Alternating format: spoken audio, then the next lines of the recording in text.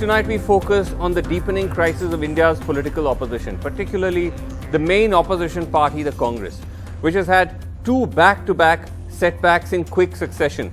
First, losing its government in Puducherry, a long list of Congress governments that have crumbled and collapsed, mostly towards the BJP, from Madhya Pradesh to lost opportunities in Goa and many, many more. And now Puducherry, the latest on the list.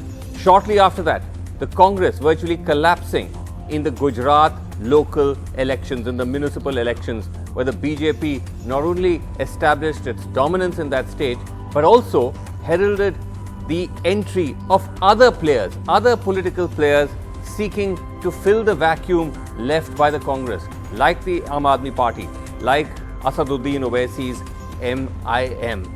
What does that mean now for India's political battleground as we head into election season? We'll take a close look at that in just a second. But for the moment, you can look at the screen and look at all those different fallen Congress governments in the past 5 to 6 years, falling one by one like dominoes. I actually spoke earlier to the Chief Minister or the ex-Chief Minister of Puducherry, V. Narayanaswamy, to ask him, was this simply an external factor, as they put it, the attack by the BJP, or does it point to the Congress's enduring crisis within? Thank you very much, Mr. Narayanaswamy, for joining me. So now it looks your government has fallen. There was supposed to be a trust vote today. Opposition has decided not to stake claim. Most probably it looks like your state is going into president's rule. But Mr. Narayanaswamy, you have been blaming the BJP, you have been blaming money power, muscle power, but isn't it also a failure of the Congress leadership and in a sense your own leadership that you couldn't protect your government? No, it is not like that. My leadership, Congress leadership has given me a lot of support for the purpose when I was running the government. Yes. Because in the 30-member assembly, Congress had only 15 members in which one man was disqualified. Yeah. So it was only 14. Our alliance parties too, and one independent. With that, I have been running the government. Right from the day one, when our government started in 2016, yes, the BJP at the center has been targeting my government. The NR Congress, Mr. Rangasamy from Puducherry, no, they were he targeting. wanted to topple my government. And also ADMK was a party to it. No, Mr. Narayanaswamy, they may be targeting, but the fact is that your MLAs were leaving the Congress. They were saying they were not happy with the manner in which your government was being run.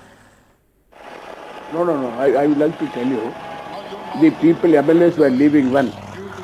Now hardly 5-10 days are there for the purpose of declaring election by the Election Commission.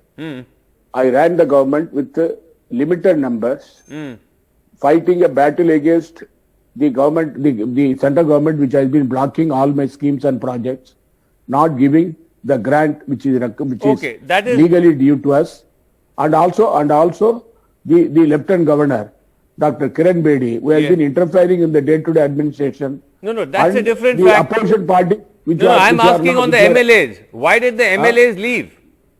See, MLAs, as far as MLAs are concerned, they have been with me till 4 years and 9 months. Yes. But suddenly they have got complaint against me. If they had a complaint, they should have gone 1 year back, 2 years back. They should have gone at least 6 months back. Why they go at the fag end of the election time? No, that's what I'm asking you. What is your explanation for it? No, you yourself told me they have been using their power at the center.